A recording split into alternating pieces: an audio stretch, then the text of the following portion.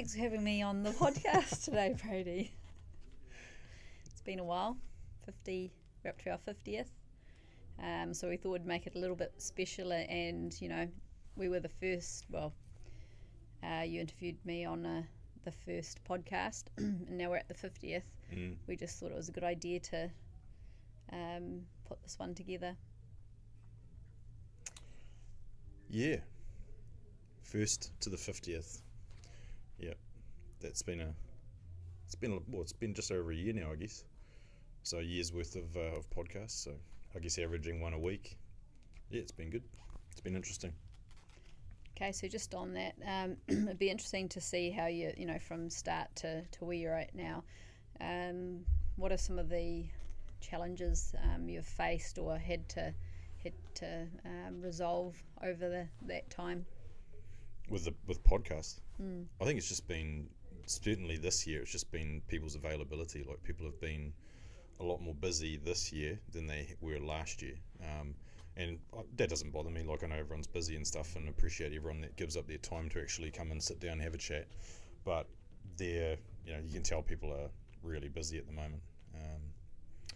For a multitude of reasons, I guess. How about challenges within the setup? So, like, I noticed straight away that the first podcast backgrounds and how you've set up this part of the boardroom is quite different. So, challenges with the setup and podcast operations. Podcast operations. Yeah, no, that's a good point, and I actually don't really like it at the moment. It's kind of, I did the initial ones were just a couple of signs on a wall to get things going. And then we kind of that sign that's behind you, we kind of did that. But now it's in the wrong place because we changed the seats, and we don't have the table in the middle anymore.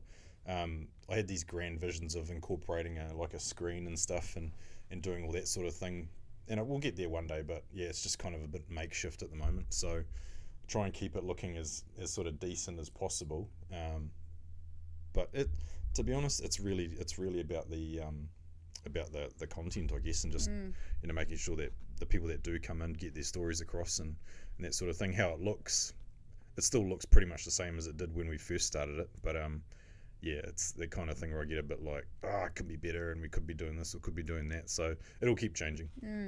There's a lot that goes into a podcast. You've got the lighting, the sound, then the look of it. So I know that there's been a few little challenges or frustrations. How about highlights? What's some highlights from 1 to 50 podcasts? Clearly number 1 and number 50 are a highlight. I guess in between, we've had some good chats with a lot of good people, and I think the ones that stick out end up being the ones where I haven't actually met the person before. Like, I did one the other day with a guy by the name of Rick from MOD Finance in Australia, and we'd only ever conversed over email. They do body corporate or strata finance, like they call it in Aussie. But we only sort of met, half an hour or 15 minutes before we started recording, having a yarn and just getting to know someone as you're talking to them for the first time. Him and the guy Stuart from Newton Systems, same sort of thing. Just a couple of emails, and you come in, you start recording. But I think everyone has a different story or a different industry or whatever that they're doing. And I just like the fact that we can actually sit down and talk about what people actually do, because a lot of people don't get the chance to really talk about their business or their work or their passions or whatever. So that's been quite interesting. I guess it's the one of the reasons that you wanted to set up the whole podcast was to share experiences and knowledge and build a library. Which, when you look back at the 50 podcasts, that's definitely happened. It's built a library that people can pick and choose the different industries or the different companies or person to listen to. So just moving on from that question. I do not get to answer it. I keep going. No, it does end up being a library, and I've heard of a few people that have watched them, you know, like a library. You know, they've gone, oh shit, I need to find out something about this, so they've gone and watched the podcast, and that's pretty cool. Like, never really intended it to be that way, but if there's a whole lot of information there that's useful, then great. We're starting to, we've been cutting up the podcast into a lot more short clips now, which is also good for LinkedIn, having more of a presence on LinkedIn. So people's attention spans. Yeah, definitely people's attention spans, mine included, and having those clips so that they're obviously on LinkedIn Monday to Friday, but also starting to incorporate them into some of our like our staff training and that. So that's been really cool. Awesome. And I guess it's also been awesome to see our young son, 14-year-old, be the editor.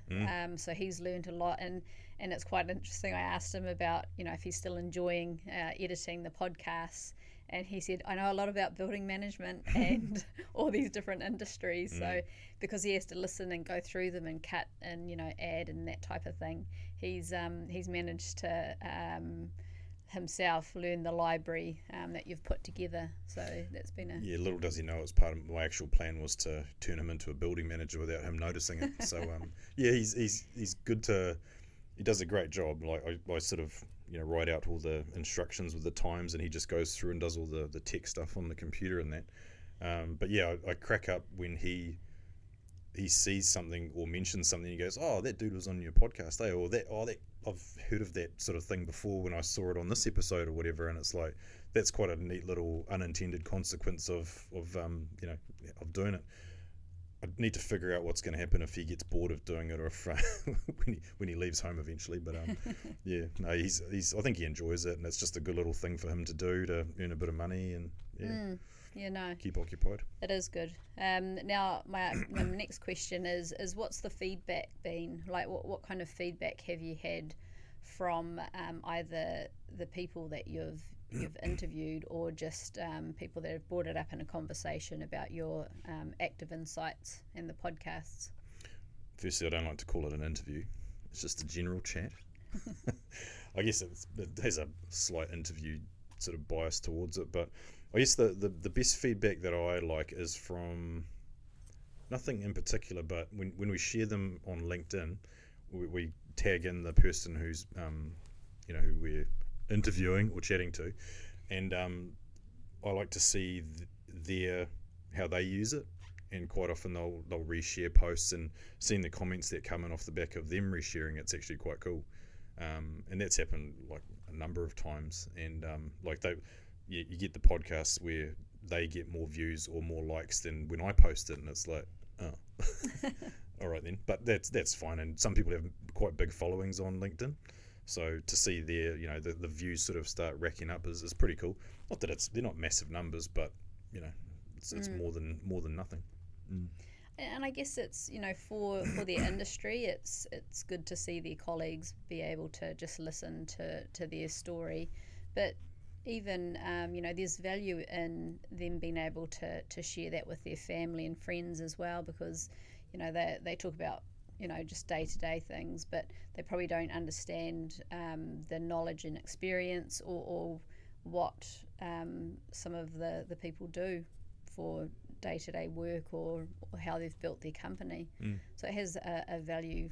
It's valuable for that type of thing. Yeah, and some of the guests that come in, they just get a kick about being on a podcast, having the lights, camera, action type thing around them. But some people walk in, they go, whoa, it's like quite professional, and I'm like, well, we try to do the best we can. It's not like a bloody TV studio, but they see the lights, they see the cameras and all the bloody cords and wires that you can't see on the actual shots and that. But yeah, and that's quite cool, and I think a lot of people, it's almost like breaking the ice with people, because I've never done a podcast before, and it's like, yeah, but that's fine. You just have to sit down and have a chat. Like, there's no pressure.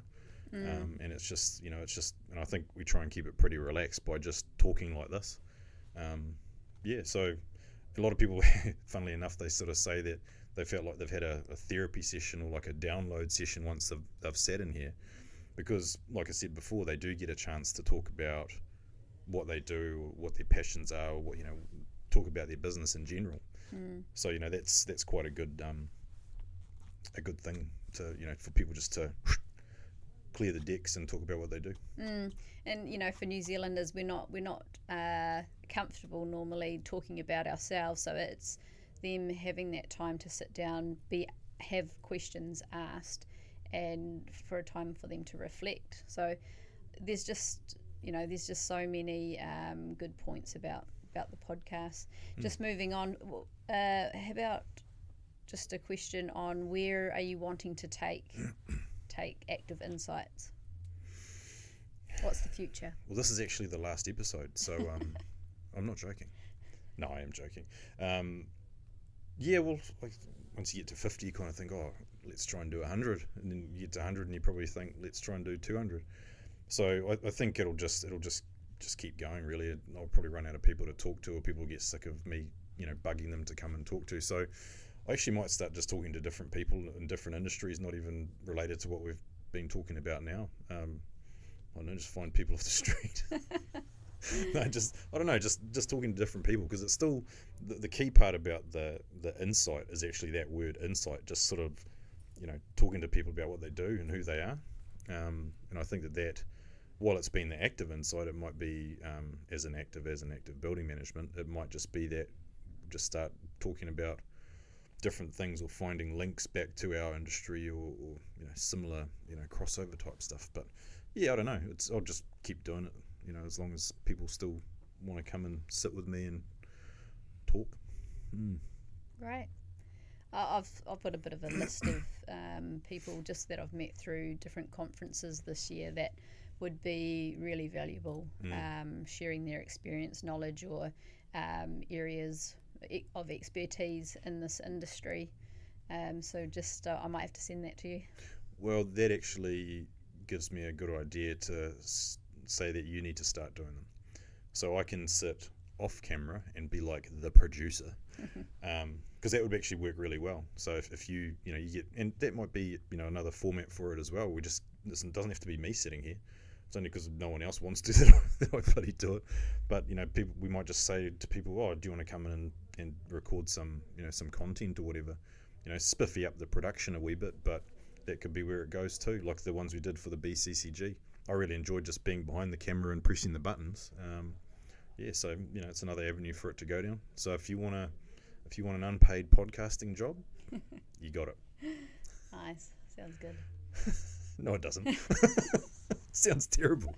Unpaid. Well, look, I've got to I've learned that I need to articulate myself a lot better.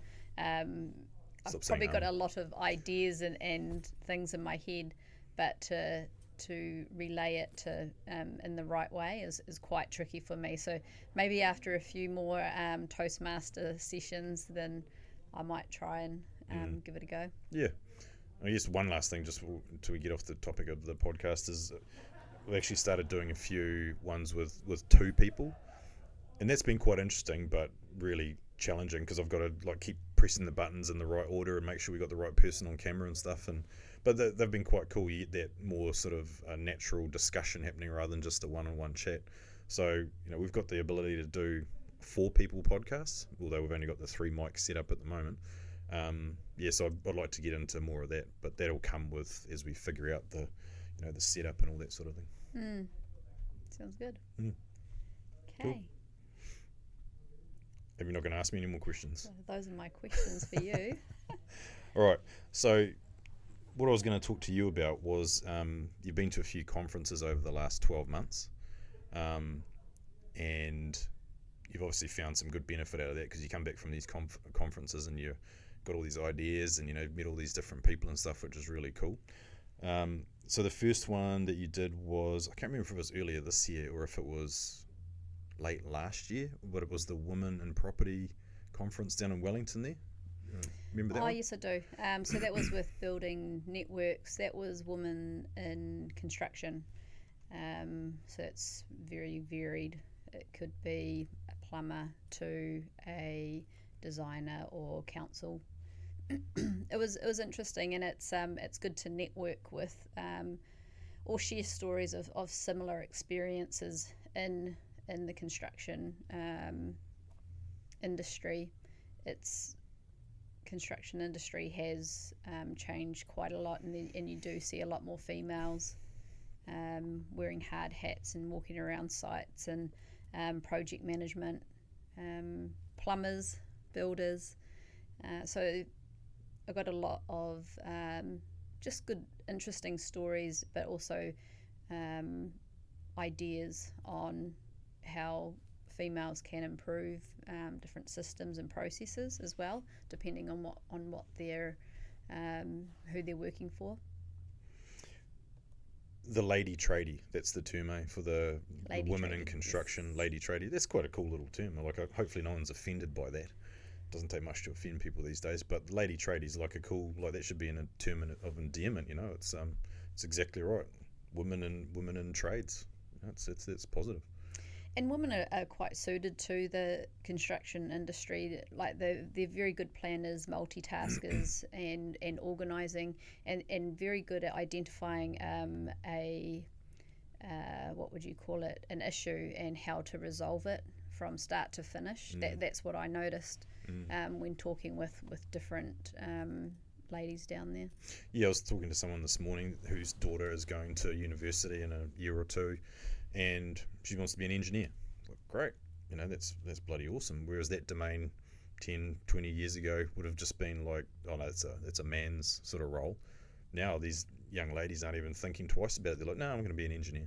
Can do it. Got all the right skills for it. So, and I think we're well past sort of breaking down those barriers, and now that's just commonplace. Where this generation coming through, they're not sort of hung up or encumbered by previous like traditional ideas about what women or men should be doing. So that's positive. Yeah, no, I agree.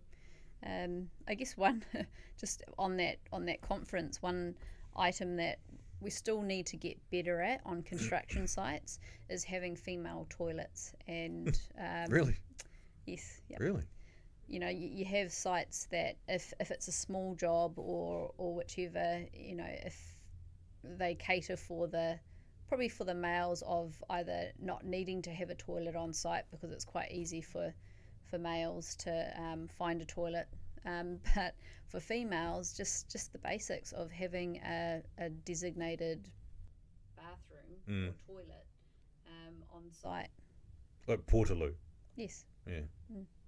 Is it really? They don't have that? Well, yeah, it was something that was brought up, and it was, but it's just not thought about. Fair enough. If you got to go, you got to go. And bloody male portaloos are terrible. But in saying that, women's toilets are not much better. So let's move on from that. And the other one was a building compliance and safety one that you went to in Auckland.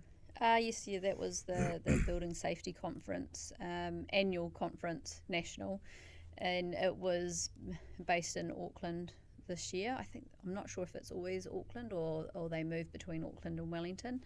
That was really interesting. I had a lot of insights, and it made me really think about my Toastmaster or speaking skills, which is something that I'm really working on now. I presented at that conference, and it was really good. I mean, the amount of speakers and just the experience and the education that we all got from those presentations was awesome.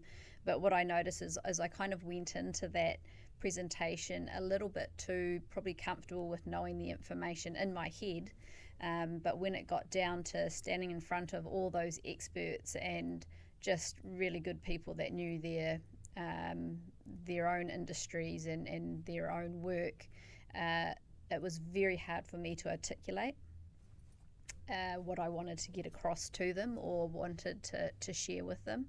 So from that, it's really made me think about probably training myself or educating myself better at presenting. It's just practice. That's all it is. Like, you know how to talk and you know your stuff. I think you said Rosie made the comment to you, Kylee, you know all this stuff, just talk, and she's exactly right. I can relate to what you just said though, because I've been trying to do these voiceovers for these training modules, and it's a slideshow format with a voiceover. And bugger me, I couldn't do it. Like, I couldn't sit there and talk to a slide or over a slide. It got to the point where I just had to read the slide. And I was like, man, how hard is it? Because you want to ad lib, but then you don't want to make mistakes. And it just, every time I made a mistake, I'd be like, oh shit, and I have to stop and start again. It just really pissed me off. Sitting here talking like this is so much easier, I find, than having to like read something or look up and look down. Yeah, I guess I don't have an issue talking like this, but in front of a big group, like, it's quite daunting. And I think everybody has that nervous start. You know, if you're standing up in front of a group and you've got to clear your throat and the first few words are a bit shaky. And I think those Toastmasters probably teach you a few techniques around, you know, drop a joke or start off with something like quite unexpected, or, you know, just get people's attention and calm your nerves and that sort of thing. But yeah, I guess some people just are natural with it and some people aren't. So yeah, good on you for you know, taking the steps to improve on it, because it is a valuable skill. You know, and we're seeing at the moment all these bloody politicians out there, like on the campaign trail, they're very good at articulating themselves. So yeah. And the other one, which was just I'll say the other day, because this is probably going to be in a couple of weeks' time from now, the Unit Titles annual conference. Oh yes, yep. That was really interesting. It's the first time I've been to that conference. It's been running for 5 years, and it's mainly for I guess the lawyers that specialise in unit titles and property, but body corporates as well, and also body corporate managers. So that was the majority. I was the minority. I was the only building manager there for that conference, but I'll be there again next year, and I would like to see, you know, a lot of our team or our senior team going to that as well, because the amount of information and just areas that I could identify that we need to be able to not represent our body corporate committees, but just to give them an idea, or to guide them to the right person, or using the right resource for tricky situations, or when they just need guidance on an item. Body corporate committees are all volunteers, and they end up dealing with some really tricky matters. And instead of trying to shuffle or put something together, they just need to be using the right resource or the right person that's specialised in that area. So yeah, that was a really interesting conference, and just some, again, really good speakers that knew their stuff. You were the only building manager there. That's probably not entirely unexpected. They were probably like, what are you doing here? But that's because we don't get a mention in the Unit Titles Act, whereas the body court management role gets a mention, and so they're right in there. They're not in the gun, but they are part of the Unit Titles Act. Their role and their service is part of the Unit Titles Act. In some ways, it's quite a good thing that building management isn't part of the Act, but in some ways, it would be great if it was. I think it'd help, sort of tidy up the industry and drive better standards, and remove some of the cowboys that are out there. Yeah, no, I agree. It would professionalise the building management, and it needs to be. There's a lot more health and safety and regulations around building management, or responsibilities, with regards to health and safety and compliance, and also privacy information, that you've got a complex with multiple residents, and you end up with a lot of their private information or contact details, CCTV surveillance, and there's a professional way to be dealing with all of that, and it's becoming a lot more important, especially with now AI and how information can be shared very quickly or can be gathered very quickly. So building managers need to be to know just the boundaries or ways to protect information, the residents, and the health and safety one, again, that's just super important. Yeah, anything like that can sort of add to our skill set and our value, really. Being able to, like you say, in some ways it's about offering another level of support to the chairman or the body corporate committee, being able to sympathise and support the with the body corporate managers as well, because that's our three-legged stool, our the triangle of connection that we have with those two organisations, building manager, body corporate manager, committee. And I think if everyone has a better understanding about each other's roles, and we're all sort of more on board with it, that should make a more harmonious group to deal with. Yeah, but that actually leads into the next lot of questions that we were going to have a chat about, which was, I guess, the growth of active over the years and how the industry's changed. You mentioned health and safety before, how the industry's changed from when we very first got into it back in 2003. It's nearly 20 years next month. Wow. Yeah, it's kind of freaky in a way, but I don't know if I want to celebrate that or not. I probably will celebrate most things. But yeah, I remember when we first got into it, it was very much still the building man. It was like what you see on those American TV shows where the building manager or the building super, like they call it over there, was like some grumpy old dude, dressed in bloody overalls and cigarette hanging out of their mouth, walking around with a mop or a broom, and it wasn't really sort of thought of as a viable profession. It was more of a retirement option or a semi-retirement option, but yeah, over the years it's changed a lot, and I think we've been involved with a fair bit of that change. I guess just how we scaled up. We sort of had this thought to go, oh, let's do more than one building, or let's do 10. Oh shit, what happens when you get to 20, 50, blah blah blah. And I think as that's happened, we've had to look for inspiration from other industries or businesses to go, shit, how do we actually do this? Well, I guess not to sound cocky, but we have been trailblazers in building management. When you think of where we started from, I guess we had that energy and that drive as well. So and the passion, we both enjoy building management, and we just had the passion to improve. How can we improve? Like you get the whole, the balloon effect. Are you trying to reach the roof, or is it the open sky where the balloon just keeps going up and up and up? And I think active was that balloon that was in the sky and still is. It can only continue moving higher. We haven't reached a certain point or a roof, and that's it. It's going to continue on. Where was I going with that? A little bit sidetracked there. Sounds like you're going to the moon. Going to the moon. Active in space. Managing the moon and Saturn and Venus and all those other ones. I've really sidetracked now. That's all right. It's looking back on the last 20 years. I mean, active, we started that in 2006. Even 2006 was still the Wild West. It was very much still it was kind of a role that people never really took seriously. The expectation of a building manager back then was just to keep a place clean and tidy, and unlock people's doors whenever they needed, if they lost their bloody keys or whatever.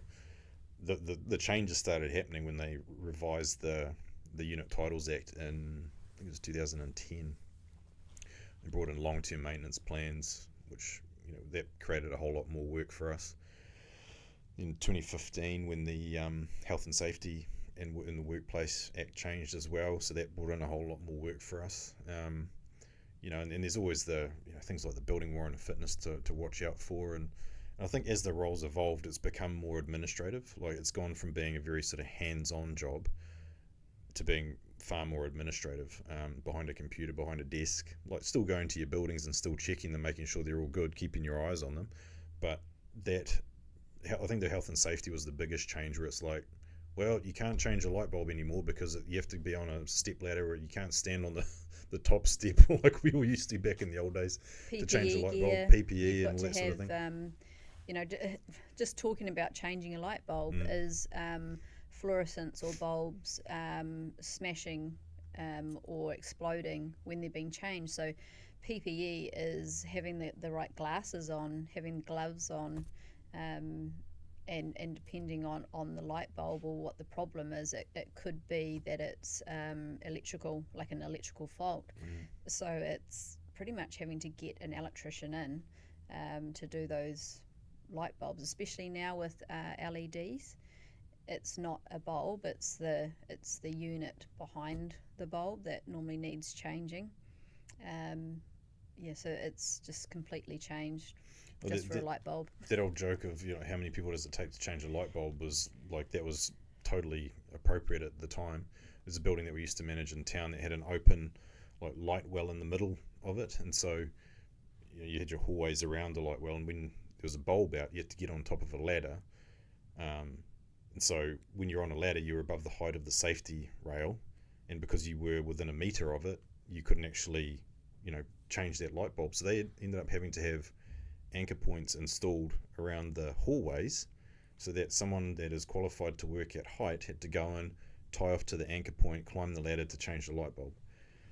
Oh, and I mean, that doesn't make it any cheaper. We will go from light bulbs to gardens, very similar in high rises or complexes that have rooftop gardens or that are along the edge or of the complex, is they have to be tied in to be able to weed the garden or to change the plants or to do anything in those gardens. So even gardening now, you have plant walls and they're having to get up on ladders, so it's making sure that their safety and it's completely changed. Yeah, and that's and while I definitely don't disagree with the whole the reasons for the health and safety improvements, like you want people to go home at the end of the day. That's the main aim. You go home after work.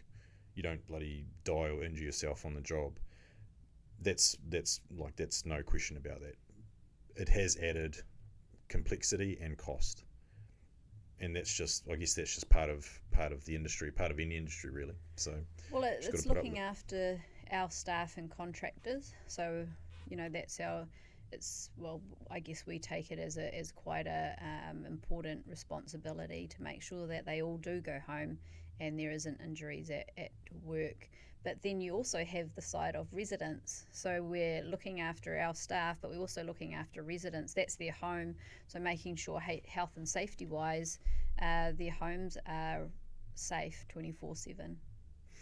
Another aspect about the last 20 years, 17 years has been how the business has grown and the team has grown, and how at a certain point we realised that because the building manager used to be the jack of all trades, and to a point they still kind of are in some ways, but previously the building manager used to do the cleaning as well. Like when we first started out, we'd go and vacuum floors and hose out car parks and all that sort of thing.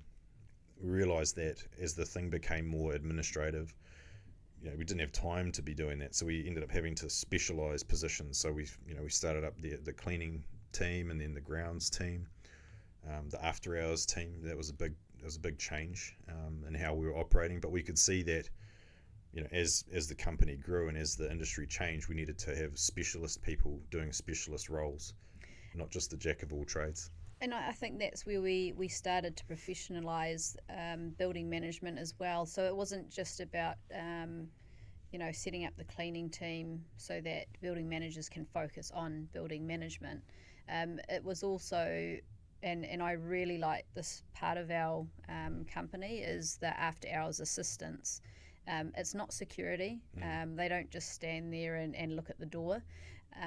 They are they're a building manager that works at night pretty much, but they also have an important role to so that our staff that do work during the day, our building managers, get time to turn off and switch off and feel reassured that the after hours assistance team are trained and understand the complexes and the processes and the systems to be able to look after them at night, so that they don't have to look at their phone, don't have to answer their phone, aren't woken up at 2 o'clock in the morning and then having to deal with something possibly over the phone, or having to go to site and then trying to get back to sleep, say 4 o'clock in the morning, having to wake up at 7 o'clock in the morning and, start the day again. So the after hours assistance is, I'm quite proud of that department, and that we look after our residents, but also our staff having that resource there. Yeah, and I like the fact that quite often we'll convert a building from being a live-in manager to having the after-hours assistance, and they're like, oh, so we don't need someone that's sleeping here. Okay, and they'll say, no, you don't, because we'll have someone that actually goes through your property at night and will answer the phone at night, and we'll deal with issues at night. And that's added value, I think. And but I guess with the increase in staff size and the increase of the size of the team, and that there's increased complexity about how the business actually runs. And it was a piece of cake when it was just me and you, and it was a piece of cake when it was probably me, you, and 10 people. But then, when you get to the size of 30, 40, 50 staff, it's like becomes a lot more complicated. But it's in a good way, and you've got to figure out ways to manage that, because everything's manageable. You just got to know what you need to manage, what your priorities are. So getting the systems in place that we have to help manage the team and support the team. We're on to about, I think it's our third system, and it'll be our last system, because I think the system we've got now is really good and does a great job in delivering and supporting our team to deliver the service. Yeah, so.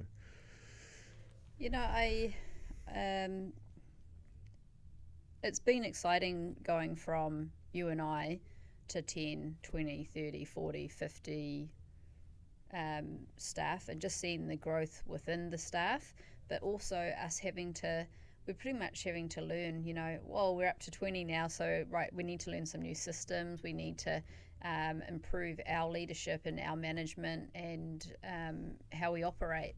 So every 5-10 years, it's been great to be able to improve ourselves as well, in order to improve our company, but also improve our staff. And I guess we've got quite a lot of staff that have been with us for a long time, and to see them grow from, just for an example, Amir coming into active as night patrol, and he's now in a senior or a leader position, and that's been awesome just to see his journey as well. Yeah, and there's been numerous cases of that happening over the years. I think another thing that I'm quite proud of is that we've actually stuck to our knitting as well. Like, we haven't gone down the track of going, oh, let's get into property management, let's get into this, let's get into that. We've been tempted at times, and we have sort of seriously looked at what else can we do with active, but at the end of the day, we've stayed true to the building and facility management game, which is the management. Then it's the soft services like the cleaning, the grounds, and the after hours support. And it's not an easy thing to do, to resist that temptation where you're like, oh, let's just do this and let's just do that. But I think we've managed to do it, and I think it's paid off in that we are seen as a specialist. We're not seen as a company that does a bit of this and a bit of that. So I think that's a really strong point for us. Oh, it is a really strong point, but that's probably why we have strong systems and processes for building management, because we specialize only in that area. The amount of people that have come to us, or even just colleagues asking, why have you not got into property management? You've got the database and just the resource is right in front of you. Why are you not doing property management? And it's because we have been very focused and clear, and again, passionate about building management, that we haven't wanted to steer away or make it grey for ourselves. It's always been, stick to your knitting, keep it simple. Oh, and above all, I think transparency's always been one of our strong points, but I think it's a massive conflict of interest if you're doing one job and then doing another job at the same time. I think managing units inside a building that you're managing doesn't necessarily sit well with me. I don't mind other people doing it, but it wouldn't sit well with me from a conflict of interest point. And we had that experience at two buildings, where there was a a property manager who did that proxy farming thing, and ended up taking over the 2 buildings because they had proxies, not because they were better or because they won a fair process, but because they had a numbers advantage, and that's bullshit if you ask me. And I'd never do business that way. And again, like, that's probably the reason why we've just stuck to our knitting, and we know what we're good at, and we're also just not interested in the company's big enough as it is, and we just take pride in being really good building managers. Yeah. Being around for a long time as well, like, we've seen a lot of changes obviously in our industry and within our company, but we've also seen a lot of changes in a lot of other companies. You see a lot of people within the industry that move around, whether it be people in the lift companies or people in the body corporate management companies. Oh, so and so you're working here now, and they're like, yeah. And it is one of those. The body corporate industry has a lot of peripheral industries around it, because it's such a one of those big invisible industries. It's not like it's not a well-known industry. But I was talking to someone this morning, and we were saying, like, the asset value of the body corporate industry in New Zealand alone is like, tens of billions of dollars worth of buildings.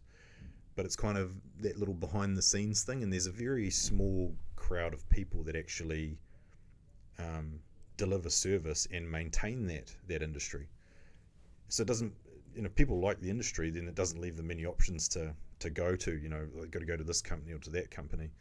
And so you get these people that have been in the industry for a very long time, and their value is immense. And we've seen a few people that have retired, recently, and it's like, man, all that knowledge is lost, where they could be utilising that skill in some sort of capacity, like consultancy wise, but there's no effort there to retain that knowledge within the industry.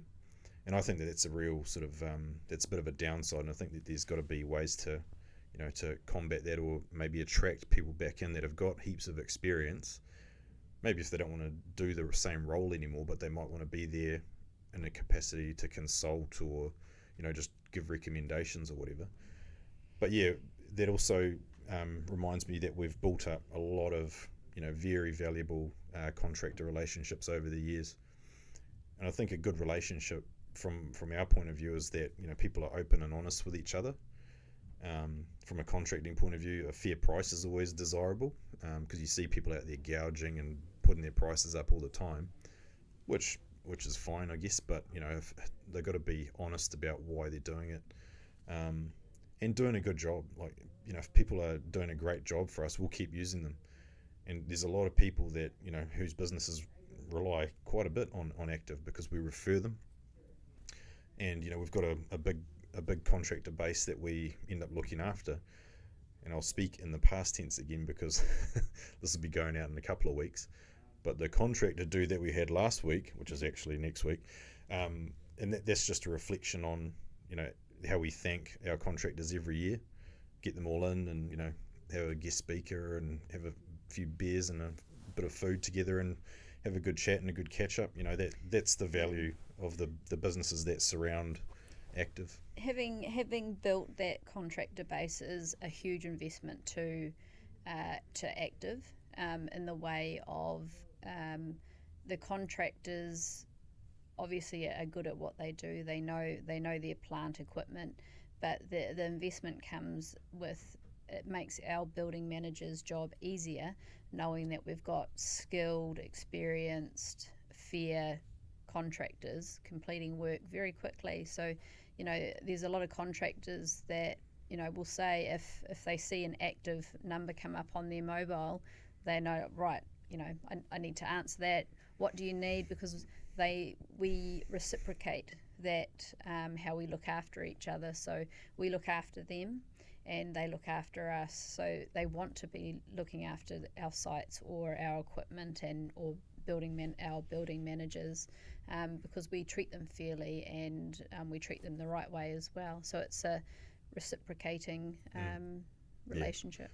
Two-way street. Yeah, totally. And and the main thing I like about our contractor base is that they're there because they're good at what they do.